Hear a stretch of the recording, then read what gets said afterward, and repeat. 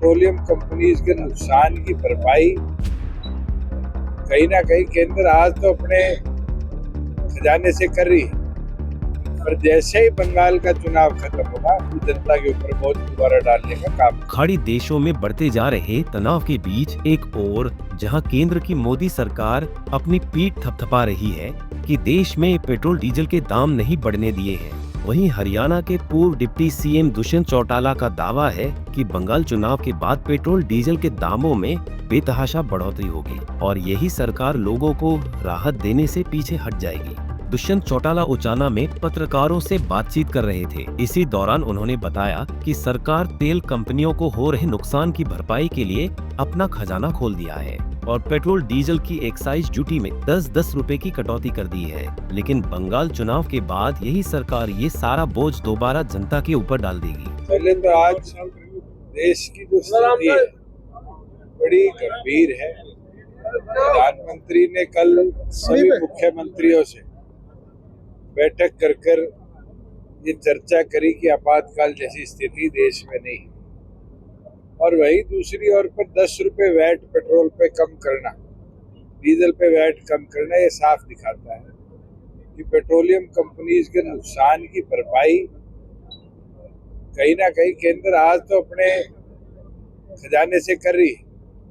पर जैसे ही बंगाल का चुनाव खत्म होगा ये जनता के ऊपर बोझ दोबारा डालने का काम। दुष्यंत चौटाला ने कहा कि मिडिल ईस्ट चल रहे युद्ध से पहले जिस मात्रा में खाड़ी देशों से पेट्रोलियम गैस, क्रूड ऑयल आता था, उस मात्रा में अब केंद्र सरकार को नहीं मिल पा रहा है। इसी के चलते सरकार के पास ना तो पर्याप्त स्टॉक है और ना कोई तैयारी। ऐसे में आज पूरे देश में जनता को एलपीजी गैस को लेकर भी परेशानी उठानी पड़ रही है। वही दूसरी ओर पर एलपीजी की जो हालात स्थिति है,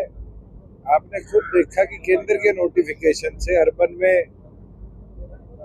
25 और रूरल में 45 दिन में सिलेंडर की पूर्ति करी जाएगी। आज ये साफ दिखाता है कि पीछे से जिस मात्रा में पेट्रोलियम गैस और क्रूड ऑयल आता था, आज सरकार को मात्रा नहीं मिल पा रही और उसी वजह से सरकार के पास ना तो उचित स्टॉक है, ना उचित तैयारी थी, और इस तैयारी ना होने की वजह से आज आम जन को इसका नुकसान झेलना पड़ा। बारी बारी इनके मंत्री बिजली की, पेट्रोलियम की बैठक ले रहे हैं,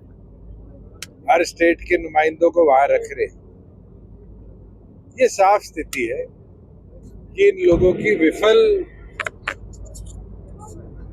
जो रणनीति थी या कह लो कि विश्व स्तर पर जो तैयारी होनी चाहिए थी वो नहीं हो पाई, और मिडिल ईस्ट की इस व्यवस्था के कारण आज कहीं ना कहीं देश के आम जन को बिना किसी युद्ध जैसी स्थिति के भी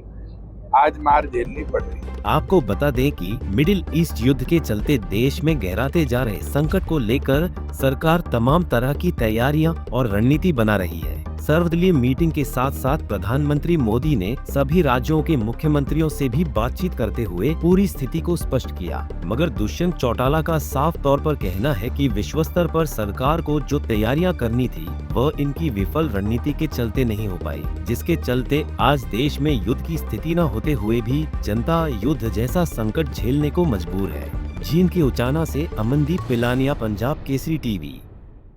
हमसे जुड़े रहने के लिए हमारे YouTube चैनल को सब्सक्राइब करें और नई वीडियो की नोटिफिकेशन के लिए बेल आइकॉन को दबाएं। अगर आप ये वीडियो Facebook पर देख रहे हैं तो लाइक जरूर करें और ज्यादा से ज्यादा शेयर करें। धन्यवाद।